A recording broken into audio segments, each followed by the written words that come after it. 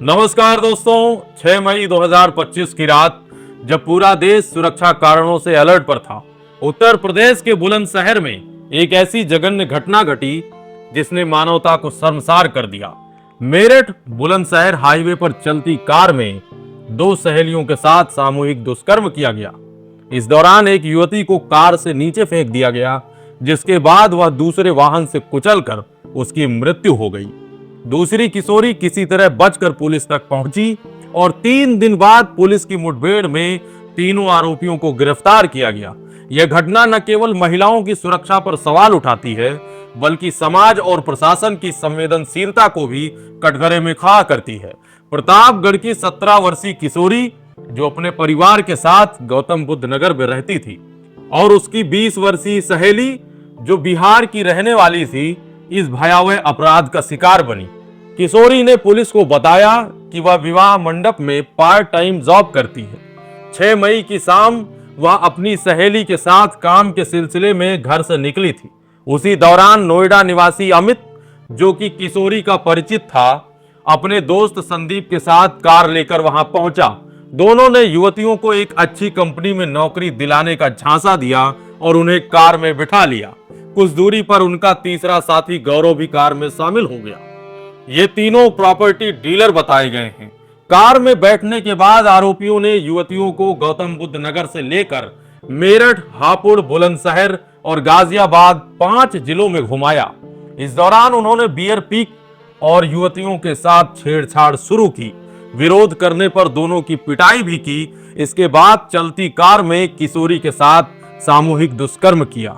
उसकी सहेली ने जब इसका विरोध किया तो उसे मेरठ के जानी थाना क्षेत्र में 6 मई की रात कार से फेंक दिया गया। दुर्भाग्यवश वह सड़क पर गिरते ही पीछे से आ रही एक अन्य वाहन से कुचल गई, जिससे उसकी मौके पर ही मृत्यु हो गई। दूसरी किशोरी जो इस दौरान आरोपियों के चंगुल में थी, किसी तरह 7 मई की सुबह बुलंदशहर के खुर्जा कोतवाली पहुंची। उसने पुलिस को अपनी आप बीती सुनाई, जिसके आधार पर पुलिस ने भारतीय दंड संहिता आईपीसी की धारा 376 दुष्कर्म, 302 हत्या और पॉक्सो एक्ट के तहत मुकदमा दर्ज किया। मृतका का शव उसी दिन सुबह मेरठ में बरामद हुआ, जिसे पोस्टमार्टम के बाद परिजनों को सौंप दिया गया। हालांकि पुलिस ने इस मामले को 3 दिन तक दबाए रखा, जिससे प्रशासन पर कई सवाल उठ रहे हैं। 10 मई 2025 को बुलंदशहर अलीगढ़ हाईवे पर पुलिस को सूचना मिली कि आरोपी कार से कहीं जा रहे हैं। पुलिस ने हाईवे पर नाकाबंदी की और आरोपियों की कार को रोकने की कोशिश की। इस दौरान आरोपियों ने कथित तौर पर पुलिस पर गोलीबारी शुरू कर दी, जिसके जवाब में पुलिस ने भी फायरिंग की। इस मुठभेड़ में 2 आरोपी संदीप और गौरव के पैर में गोली लगी और वे घायल हो गए। तीसरे आरोपी अमित को भी पुलिस ने मौके पर गिरफ्तार कर लिया। पुलिस ने आरोपियों के कब्जे से एक अवैध पिस्टल, कारतूस और घटना में इस्तेमाल की गई कार बरामद की। घायल आरोपियों को तुरंत खुर्जा के सामुदायिक स्वास्थ्य केंद्र सीएचसी में भर्ती कराया गया, जहां उनका इलाज चल रहा है। अपर पुलिस अधीक्षक ग्रामीण डॉक्टर तेजवीर सिंह ने बताया कि तीनों आरोपियों के खिलाफ सख्त कार्रवाई की जा रही है और मामले की जांच भी जारी है। थाना प्रभारी महेश राठौर ने पुष्टि की कि मृतका का शव 7 मई को बरामद हुआ था और उसकी पहचान पोस्टमार्टम के बाद हुई। इस घटना ने कई गंभीर सवाल खड़े किए हैं। पहला, पुलिस ने इस मामले को 3 दिन तक क्यों दबाए रखा? दूसरा, जब पूरा देश उस वक्त उस रात सुरक्षा कारणों से अलर्ट पर था, तब 5 जिलों में बेखौफ घूम रहे अपराधियों को रोकने में पुलिस क्यों नाकाम रही?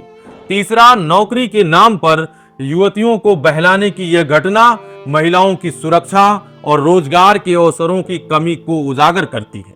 यह घटना 2012 के निर्भया कांड की याद दिलाती है। उस घटना में भी चलती वाहन में एक युवती के साथ सामूहिक दुष्कर्म हुआ था।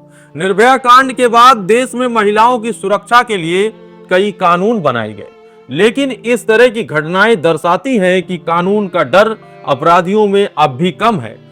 सामाजिक दृष्टिकोण से यह घटना समाज में महिलाओं के प्रति हिंसा और असुरक्षा की गहरी जड़ों को उजागर करती है। नौकरी और आर्थिक स्वतंत्रता की तलाश में युवतियां ऐसे ही अक्सर जाल में फंस जाती हैं। इसके लिए समाज को जागरूक करने और रोजगार के अवसर बढ़ाने और महिलाओं की सुरक्षा सुनिश्चित करने की जरूरत है। बुलंदशहर की यह घटना एक बार फिर समाज और प्रशासन को आईना दिखाती है। महिलाओं की सुरक्षा, पुलिस की तत्परता और अपराधियों में कानून का डर पैदा करना, ये वे मुद्दे हैं जिन पर तुरंत ध्यान देने की जरूरत है। पीड़ित और उसके परिवार को न्याय मिलना जरूरी है ताकि भविष्य में ऐसी घटनाओं को रोका जा सके। यह घटना हमें यह भी याद दिलाती है कि समाज का हर व्यक्ति, चाहे वह पुलिस हो, प्रशासन हो या आम नागरिक, महिलाओं की सुरक्षा के लिए अपनी जिम्मेदारी निभाए। दोस्तों, हमारे देश में नारी को पूजा जाता है, पर इस तरह की घटना, नारी के अपमान की घटना, हमें यह भी आईना दिखाती है कि हमारा रूप कैसा है।